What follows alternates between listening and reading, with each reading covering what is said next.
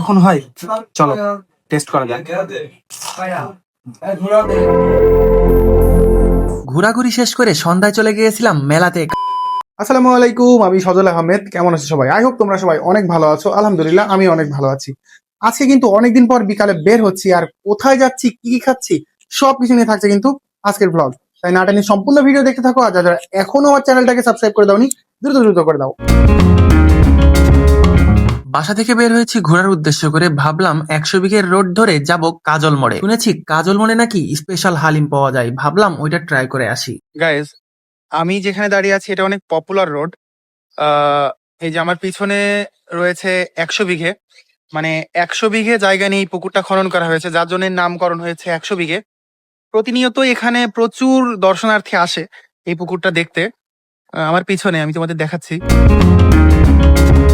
প্রতিনিয়ত এখানে অনেক দর্শনার্থী ঘুরতে আসে, তাছাড়া অনেকেই পিকনিকের আয়োজন করে, তাছাড়া রমজান মাসে অনেকেই ইফতার পার্টির আয়োজন করে। আমি আন্তরিকভাবে দুঃখিত, যেহেতু আমি রোড থেকে দেখাচ্ছি তাই হয়তো অতটা ক্লিয়ার ভাবে তোমাদেরকে দেখাতে পারলাম না, তবে চেষ্টা করব অন্য একটা ভিডিওতে সম্পূর্ণ 100 বিঘা তোমাদের দেখাইতে। যাওয়ার পথে দেখি একটা চাচা খেজুর গাছ কাটতেছে, আর আমাদের এদিকে কিন্তু প্রচুর খেজুরের রস আর গুড় হয়।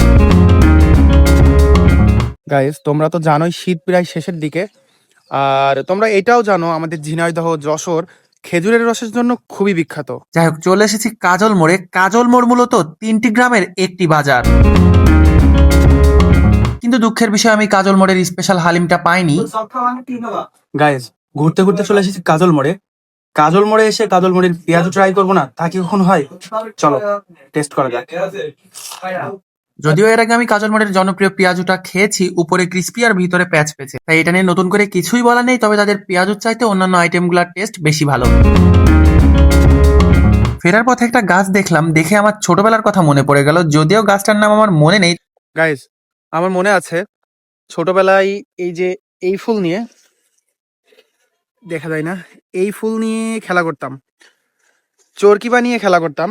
হাই হাই, এই যে এরকম সাদা রস বের হইতো এটা দিয়ে। এটা কিন্তু একটা ঔষধি গাছ, নামটা আমার মনে নেই, তোমাদের যদি জানা থাকে অবশ্যই কিন্তু কমেন্টে জানাবে। ছোটবেলায় ঠিক এভাবেই এই গাছের ফুলগুলা নিয়ে চরকি বানিয়ে খেলা করতাম।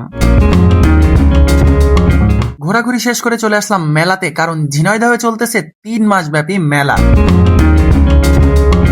তারপর একটা সানগ্লাসের দোকানে গিয়ে সানগ্লাস দেখলাম, আর সানগ্লাস দেখার মধ্যে দিয়ে আজকের ভ্লগ শেষ করলাম। আজকের ভ্লগ এই পর্যন্তই, দেখা হবে পরবর্তী কোনো নতুন ভ্লগে। সেই পর্যন্ত সবাই ভালো থাকবেন, সুস্থ থাকবেন। আসসালামু আলাইকুম।